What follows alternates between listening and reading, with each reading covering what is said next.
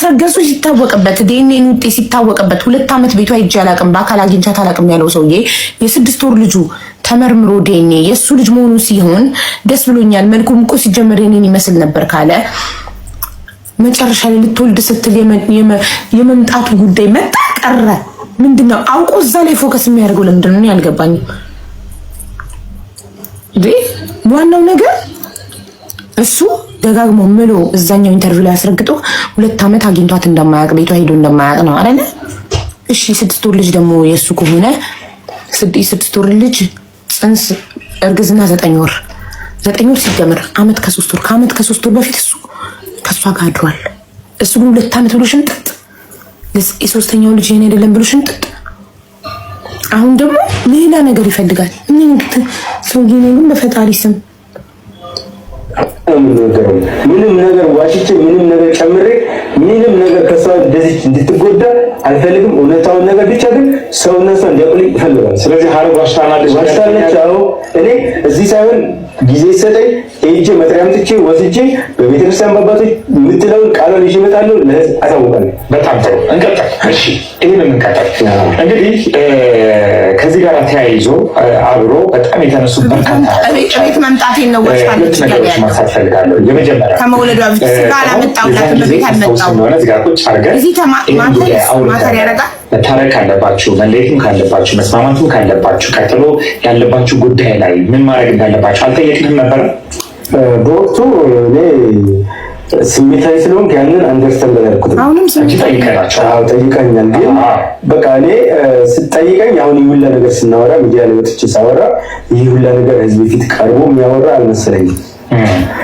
ይህንን አክልም በደለኛ ነኝ ብዬ በወቅቱ ስላልተሰማኝ ነው ያንን ሁላ የተናገርኩት።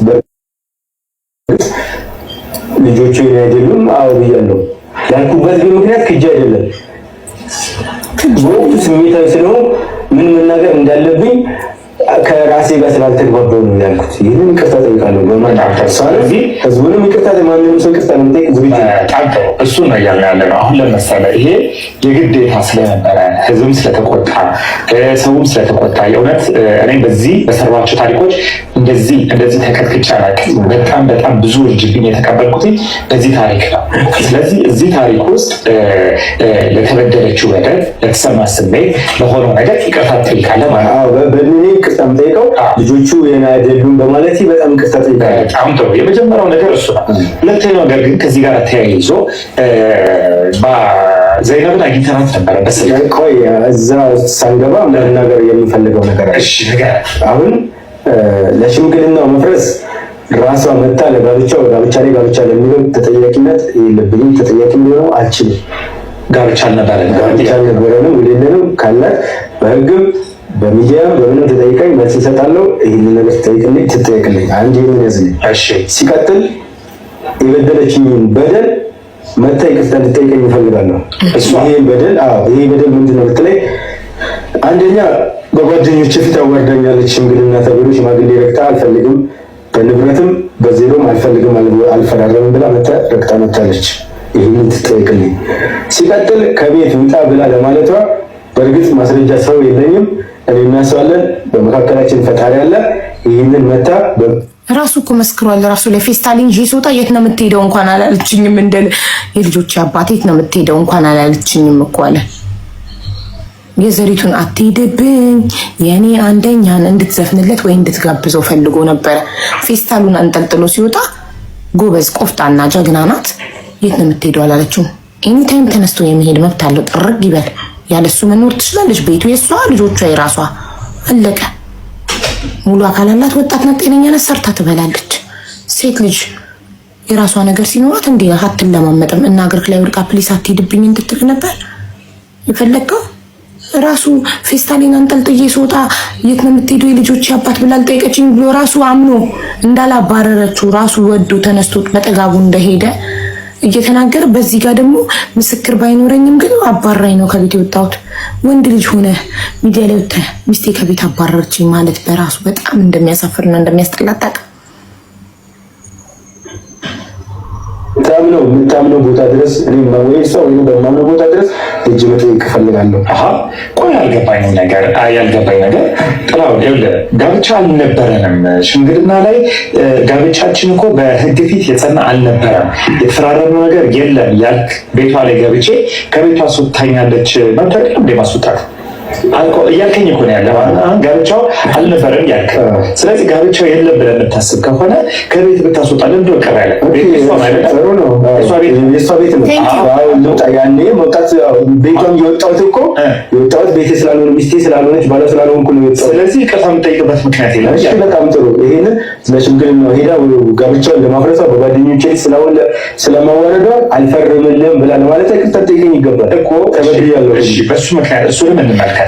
እሱንም ስንመለከተው አንድ ሰው ጋብቻ የመፈጸምና ያለመፈጸም ሁሉ መብት አለው አይደለ? መብት አለው ማለት ለምሳሌ ያክል ሰዎች ሊጋቡ ሲሉ ይነበባል። የሚነበው የሚዋዋሉት ነገር ያነባሉ። የሚያጋቡት አካሎች ያነባሉ። በሚያነቡት ነገር ያልተስማማው አካል አልተስማማኝም፣ ጋብቻ መፈጸም አልፈልግም የማለት መብት አለው እኮ። ግን ደግሞ ዛሬ ደግሞ ጋብቻ አድርጓል ብለህ ትጠይቀኝ አይገባም። እሷ እያለች ያለችው እንግዲህ የመጀመሪያው ልጅ ከተወለደበት ጊዜ ጀምሮ መጨረሻው ልጅ እስከተወለደበት ድረስ 4-5 ዓመት ሆኖታል አይደለም? ልክ ነኝ? 4 እና 5 ዓመት በተደጋጋሚ እሷ ቤት እየመጣ ሰርግ ተደግሶ ፕሮግራም ተዘጋጅቶ እሷ ቤት እየመጣ ልጅ እያስወለድካት የምትሄድ ከሆነ ገብቷል። በእሷ አእምሮ ጋብቻ ነው ማለት ነው አይደለም እንዴ? አንተ ነው እያልክ ያለው እሱን እያልክ ያለው አንተ ጋር። እሷ ግን እያለች ያለችው እኔም አዋራኛ እኔንም እድል ስጠኛ በጣም እድል ሰጠኝ ጥላሁን ጋዜጠኛውን እኮ አላስወራም አለው። ጥያቄ አልጠየቅም አለ። እኔ ብቻ ላውራ አለ። ይቅርታ ተጠይቀኝ። ጭራሽ እንደዛ አዋርደሃት ዘይነብን መርጬ ሄድኩት እሷ ዝርክርክ ናት ብለክ በውሽማ ካሰድበሃት አልፈልግሽም ሳልፈልግ ነው ያለ ፍላጎቴን ያረገሽው በስህተት አንድ ቀን አብረን ተኝተን ስላረገሽ ሳልፈልግ ቤተሰቦች በግድ ነው አንቺን ሄዳሩኝ እምቢ እያልኳቸው አስገድደው እንዴ ኢንተርቪው እኮ አልተደለተም እኮ ፈርስት ኢንተርቪው ዚር እኮ ምን ሆነህ ነው አሁን ያለው የመጀመሪያው ኢንተርቪው ላይ ያለው ሌላ አሁን ያለው ሌላ። እሷ ከመጣች ከቀረበች በኋላ ሽምግልና እንደተላከ በክብር የሴትነት ክብሯ ተጠብቆ ሽምግልና ተልቆ በሰርግ እንደተጋቡ ስትናገርብህ እኮ ነው የተናገርከው። አንተ እኮ ሽማግሌ እንደላክ አልተናገርክም። ይዛኔ ሰርግ እንደተደገሰ አልተናገርክም። ጋራጅ ለወንድሟ መኪና ልትገዛ መጣች። ተዋወቀንና ከዛ የዛኑ አብረን አደረ። ከዛ መታበት ስንተኛ ጊዜ አረገዝኩ ስትለኝ አስወርጂ ብዬ ብር ሰጠኋት። እንዲህ ብላ አላስወረደችም። እንዲህ እኮ ነው ያልከው አንተ። አሁን ግን አመንክ ያጎትክ ልጅ እንዳስተዋወቃችሁ። የመጀመሪያው ላይ ዋሽተህ ነበር፣ ግን አንድ ይቅርታ አልጠይቅም። ስለ እያንዳንዱ ውሸት እያመንክ ይሄን ዋሽቻለሁ፣ ስለዚህ ውሸት ይቅርታ፣ ይሄን ዋሽቻለሁ፣ ይሄን ስለዋሽ ይቅርታ ብለክ ነበር ይቅርታ። እኔ ጋዜጠኛውን ቦና አፋቅጠክ ነበር ስለ እያንዳንዱ ውሸትክ። ተደባበሰልክ እኮ ጭራሽ ተበዳይ ዝም ሲል በዳይ እንትን ይላል አለ ያገሬ ሰው። ታጋቢ እያስወለድካት ልጆች እያስወለድካት ማለት ልጅ ማሳደግ ቀላል ነገር ነው። ይህን ሰረዳኝ ልጅ ቆይ ሰማኝ። ይህን ልጅ እያስወለድኳት አይደለም።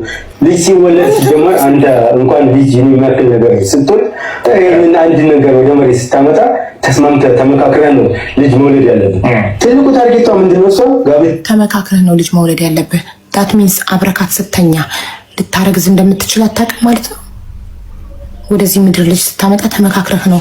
ምን ነው እሷ ላይ ብቻ ምን ነው ሁሉ ነገር እሷ ላይ ብቻዋን እንዳረገዘች አስመሰልከው። አንተ አርጋሃት እኮ ነው ያረገዘችው። ስታረጋት እኮ እንደውም አትጠቀምም ነበር ወይ?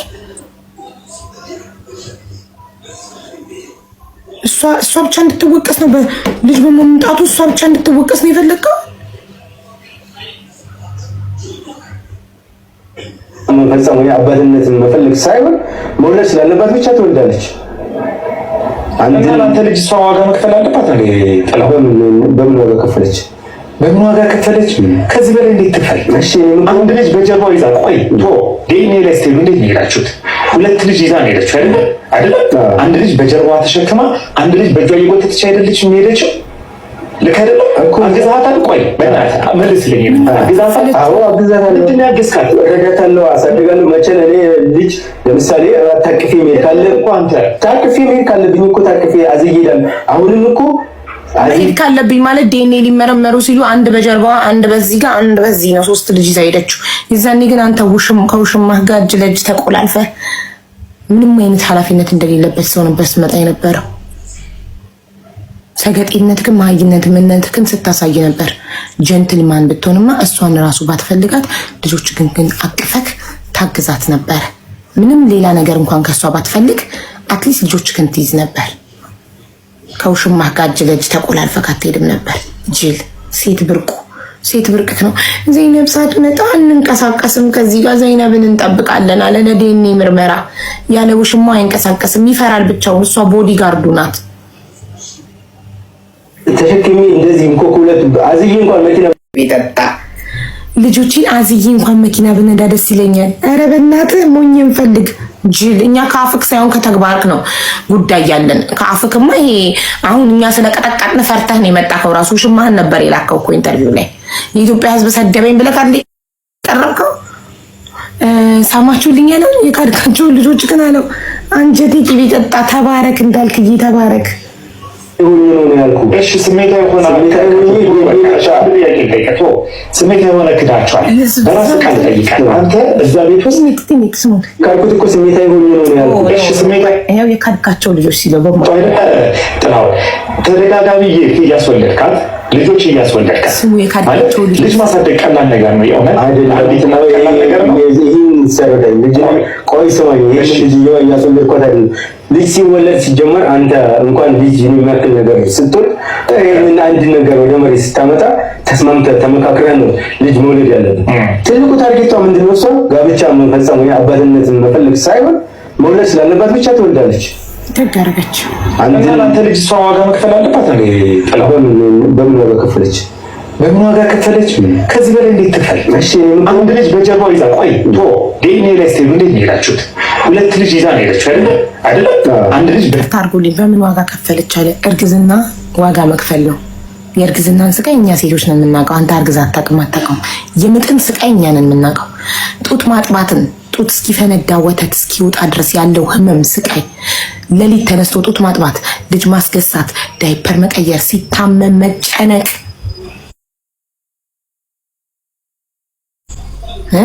ልጅ ማሳደግ ከእርግዝናው ጀምሮ ቀላል አይደለም ዋጋው። ምን ዋጋ ከፈለች ትላለህ? ተሸክማ አንድ ልጅ በእጇ እየጎተተች አይደለች የሄደችው? ልክ አይደለም እኮ አግዛታል። ቆይ በእናትህ መልስልኝ። አግዛታል? አዎ አግዛታለሁ። ምንድን ነው ያገዝካት? ረዳታለሁ፣ አሳድጋለሁ። መቼ እኔ ልጅ ለምሳሌ ታቅፌ መሄድ ካለ እኮ አንተ ታቅፌ መሄድ ካለብኝ እኮ ታቅፌ አዝዬዳለሁ። አሁንም እኮ አዝዬ ተሸክሜ እንደዚህ እንኮኩለት አዝዬ እንኳን መኪና ብነዳ ደስ ይለኛል። ልጆች መቼም ለምካቸው ልጆች አይደሉም። አልካድኩም እኮ የካድኩት እኮ ስሜታዊ ሆኜ ነው ያልኩት። እሺ ስሜታዊ አልካድኩም እኮ የካድኩት እኮ እዩት፣ እንዴት ስንት አይነት ነገር አልካድኩም እኮ እያለ ከዛ የካድኩት እኮ ስሜታዊ ሆኜ ነው። መካዱን ራሱ እያመነ ነው። ከቤት ሳታባረው ከቤት አባረረችኝ አለ። ከዛ ራሱ አምልጦ ትንሽ ቆይቶ ምን አለ? ፌስታሊን ይዤ ስወጣ የልጆች አባት የት ነው የምትሄደው አላለችኝም። እንዴት እንዳረካችኝ ባለማለቷ የት ነው የምትሄደው ብትልማ በጣም እናደድባት ነበርኛ። አልካድኩም እኮ ብሎ የካድኩት እኮ ስሜታዊ ሆኜ ነው። ስሜት ይበጠስ 10 አንተ ስሜታዊ በሆንክ ቁጥር እየዋሸክ ልጅቷ ገደል መግባት አለባት። እንድንጠላት ነው አይደለ? ሞር እንድንወዳት ነው ሀረግን ያደረከን። ምን ያህል እንደገፋሃት ከምን አይነት አስቀያሚ ሰው ጋር እንደኖረች ማሳያ ነው። 2 ዓመት ዞር ብዬ አይቻት አላውቅም እያልክ ራስክ እየመሰከርክ ልጆቹ የኔ አይደሉም እያልክ አሁን ለልጆቹ ዋጋ አልከፈለችም። አንተ ቤት ኖረህ ማታቆን አንተ ከውሽማህ ጋር እየተርመጠመጥክ ከክፍለ ሀገር እየተዝናናክ እሷ ናት ልጆቹን አብልታ አጠጥታ አጥባ አስጠንታ አስተምራ ጡት አጥብታ ዳይፐር ቀይራ ሲታመሙ ተሰቃይታ እያሳደገቻለች። እሷን መቼ ያየካቸውን ልጆች መቼ አደ ኢንድ ኦፍ ደ ዴይ መጥተክ ልጆቼ ልትል ነው? እሷ ለፍታ ባሳደገችው ማፈሪያ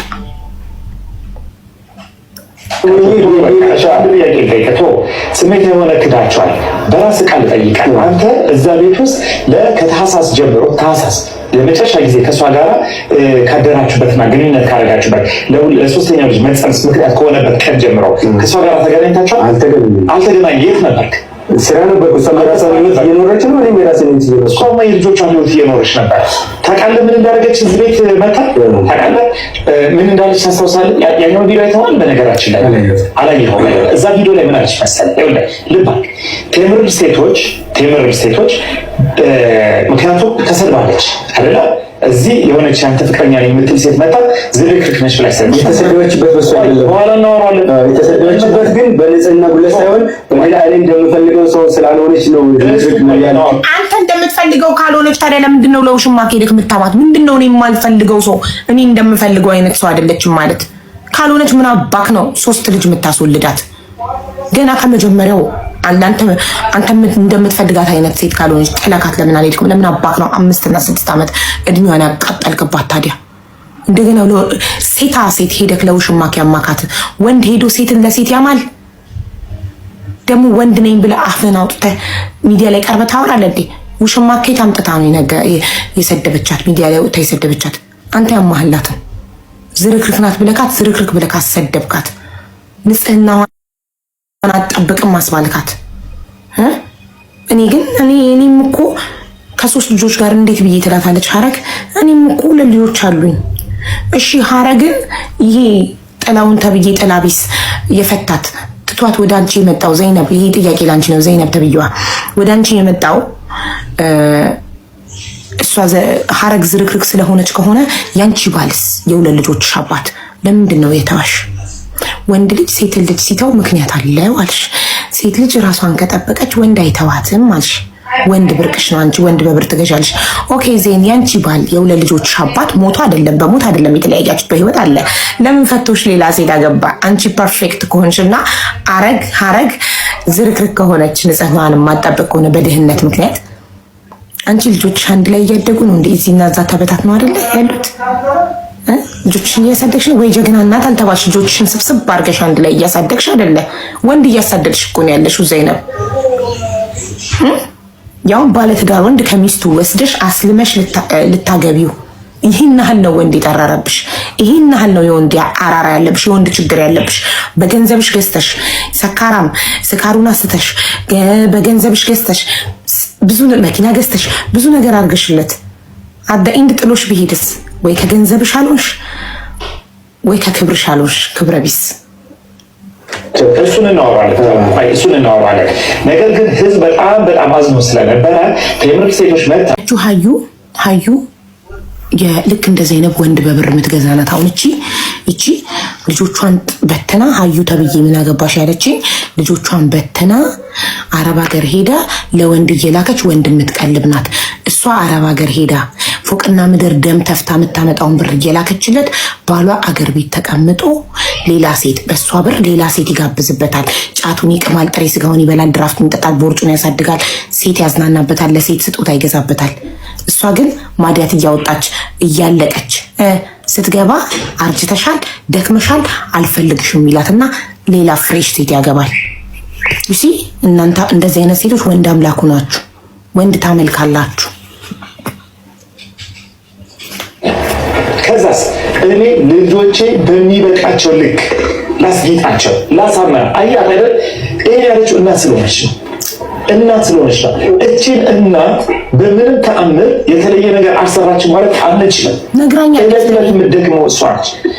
ነግራኛለች። ቴምር ሪል ስቴቶች ምን አደረጉልሽ ስላት ቡቲክ ወስደው ልብሶች የተለያዩ ልብሶች ሞድ ወስደው እንግዛልሽ፣ ፀጉርሽን እናሰራሽ፣ ጥፍርሽን፣ ቆዳሽን ምናምን እናሰራሽ፣ ፏ እናርግሽ አሏት። አይኔ አልፈልግም፣ ብሩን ስጡኝና ለልጆቼ ላርግበት። ዩሲ ምን አይነት እናት እንደሆነች። ለልጆቼ ላርግበት አለች። ካሹን ብሩን ስጡኝና ልጆቼን ላሳምርበት፣ እኔ ይቅርብኝ አለች። ይሄ ነው እውነተኛ እናትነት። በጣም ነው አንጀቴን የበላች።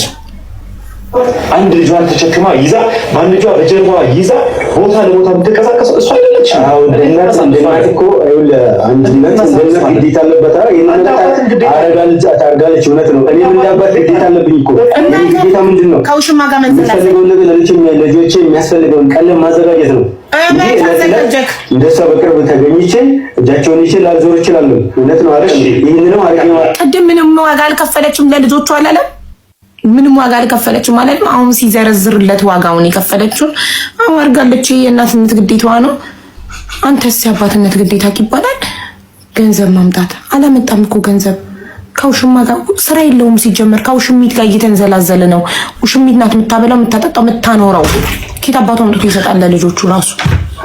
አፉን ሞልቶ ደግሞ ግዴታዋ ነው። የእናትነት ግዴታዋ ነው።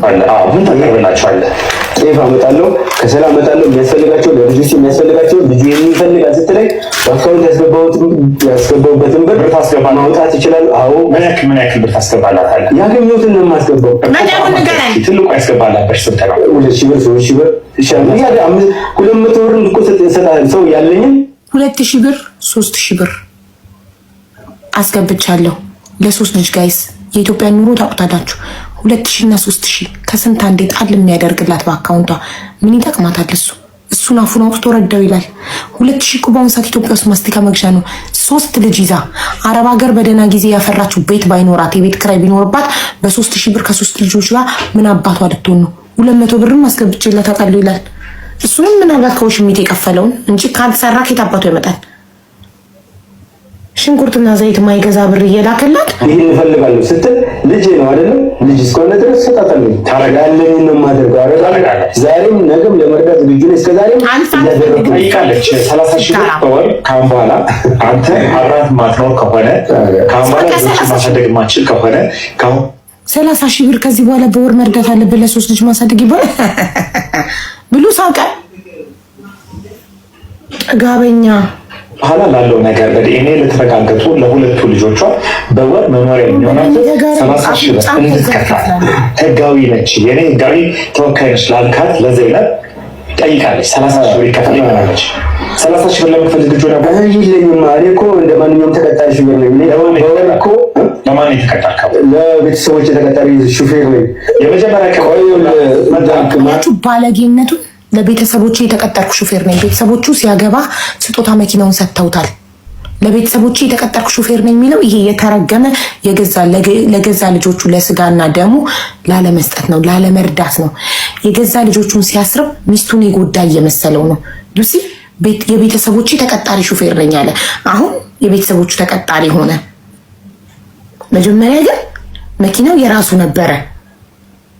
ልጆቹ የኔ አይደሉም ብሎ ካደ ላለመርዳት። በዲኤንኤ ደግሞ እርቅ ማዕዶች ደግሞ በራሳቸው ብር ዲኤንኤ ያስመርምረው ልጆቹ የራሱ መሆኑ ደግሞ ሲታወቁ አሁን የቤተሰቦቹ ተቀጣሪ ሹፌር ሆነ። የእናትና አባቱ ተቀጣሪ ሹፌር ሆነ። ጣልቃት ባብኔ ማስረዳት ብዙ መናገር ችሎታ የለኝም። ሀሳብን አታስረሳኝ ይሻል። እኔ አባቶች ጥሩ ናቸው። ጥሩ ማለት ሰማችሁት? ጋዜጠኛው ነን ጣልቃት ትግባብኝ ጭራሽ የራሱ ሚዲያ መሰለው። ወይኔ እንዳልክ ትግስትክ ታውቃለች ማለት ነው። መጠየቅ ይቻላል እኮ አንተ በ2,000 ብር ነው የኖርክ ያለው። በ2,000 ብር ደሞዝ ነው የምኖረው። በ2,000 ብር ደሞዝ አንተ የኖርክ ያለው ደሞዝ። ስለዚህ በ2,000 ብር ነው የኖርክ ያለው ነው ያደኩት። በእርግጥ በስሜታዊ ሆኜ ለተናገርኩት ነገር ሁሉንም ይቅርታ ጠይቃለሁ። በስሜታዊ ሆኜ የተናገርኩት እንጂ አውቄ ሆን ብዬ እሷን ለመበደል እኔ እኮ በጣም 9 ልጆች ናቸው ያሉኝ። እንድትከፍላት ህጋዊ ነች። የኔ ህጋዊ ተወካይ ነች ላልካት ለዘይነብ ጠይቃለች። 30,000 ብር ይከፈል ይሆናለች።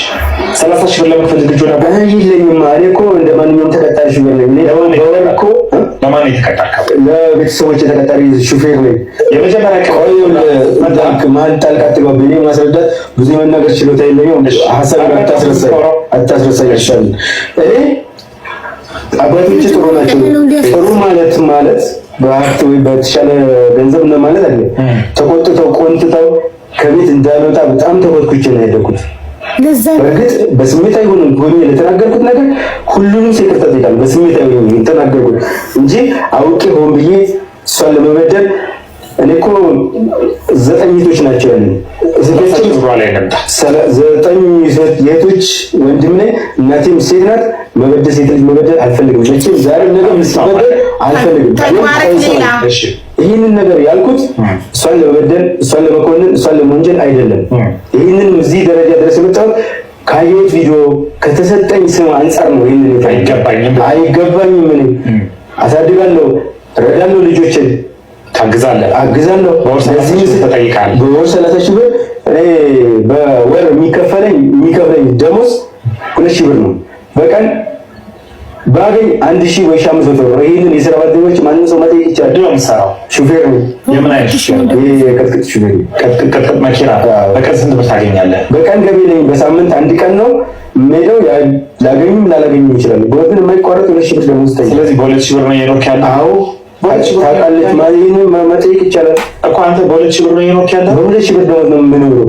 በ2,000 ብር ደሞዝ አንተ እየኖርክ ያለው? አናቱን እኔ እንደሚፈላ ከዚህ ቤት ሰራተኛ እንኳን ስንት ነው ደሞዙ? በሆነ ሰዓት 2,000 ነው ደሞዝ ብሎ ሽምጥጥ እንትን እንዳይባል እኮ ነው። ለልጆቹ ተቆራጭ እንዳያረግ እኮ ነው። በዲኤንኤ አባትነቱ ስለተረጋገጠ በፍርድ ቤት ተቆራጭ እንዳያረግ በቃ ደሞዝ 2,000 ነው ብሎ የቤት ሰራተኛ እንኳን እኮ በዚህ ሰዓት 2,000 አይከፍልም። እንኳን የቅጥቅጥ ሹፌር። እስቲ የቅጥቅጥ ሹፌር ባል ያላችሁ ሰዎች ደሞዛቸው ስንት ነው ንገሩ። ኢትዮጵያ ውስጥ የምትኖሩ ይሄ ለሹፌር የሚከፈለው አበድም እኮ 2,000 ብር 3,000 ብርም ሳገኝ 100 ብር 200 ብር እሰጣታለሁ። ስራው ይለያያል። ይሄ ቋሚ ደሞዜ ነው። እሺ ስራ ኖሮ ስራ ያለቀን ብር ሳገኝ 100 ብር ካገኘው 200 ብር ካገኘው ወይ 50 ብር ተካፍዬ 50 በልቼ 50 ለነሱ አደርጋለሁ። ተናው ጠቅላላ በወር በአማካይ እንደው አጣሁኝ አላገኘሁም ብትል ስንት ብር ታገኛለህ? አላገኘሁም ብር ቢያንስ 6,000 ብር 7,000 ብር አገኛለሁ በወር። አላገኘሁም እንደው ከወጪ ቀሪ ስራ የለም። ታውቃለህ፣ ስራ የለም። ወጥቼ ላላገኝ እችላለሁ። እንኳን ማግኘት ሞትም አለ።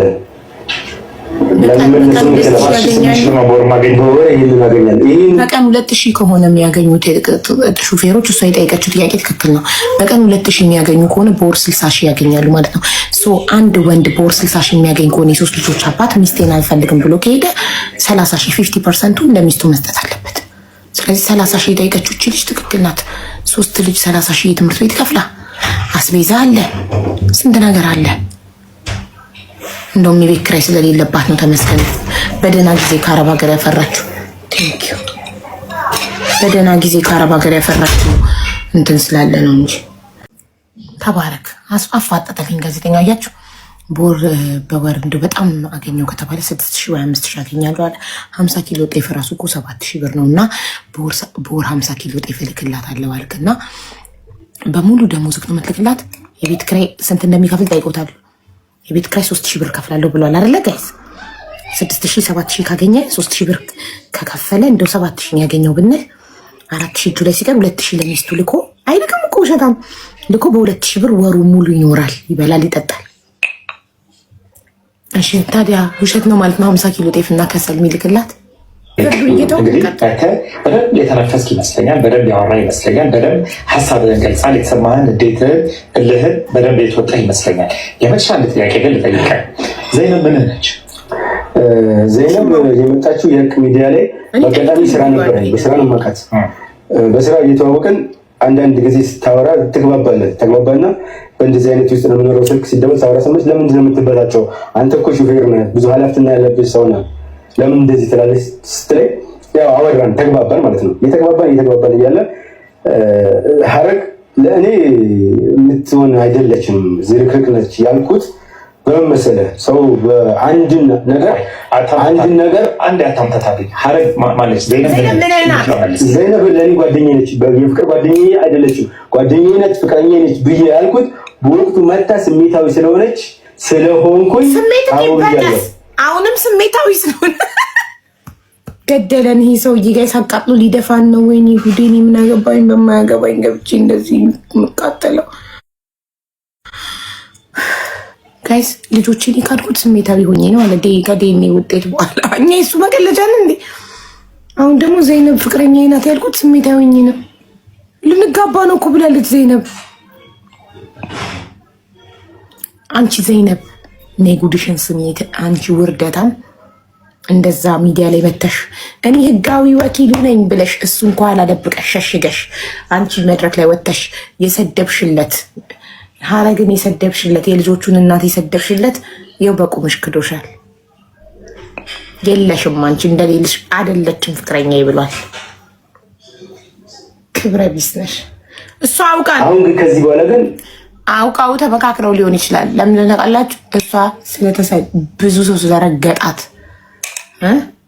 ስለተረገጠች ፈጣሪ ቃል ልንሆን ይችላል። ይህንን ፕሮግራም በክብር ስፖንሰር ያደረገልን ቴምር ሪል ስቴት ነው። ቴምር ሪል ስቴት በነገራችን ላይ በመላ አዲስ አበባ በተለያዩ ቦታዎች ልታስታርቀን በመጣችበት አንተ ጥሩ ነገር ባረክበት ነው እንደዚህ የተሰደብከው። እሷም ጥሩ ነገር ላስታርቅ ወደ ቤት ተመለስ፣ አንቺ ለባልሽ ይህንን ነገር አድርጊለት እንደት ልምከርሽ ብላ ባለቻት አንቺ የባሌ ውሽማ ነሽ ብላ ይህንን ቃል ስለተጠቀመችባት ነው እሷ የተናገረችው አላለቻትም። አሁን ግን ልንጋባ እንችላለን። ይህ በጋብቻ ላይ ጋብቻ ተብሎ ካስጠየቀኝ ለመጠየቅ ዝግጁ ነው።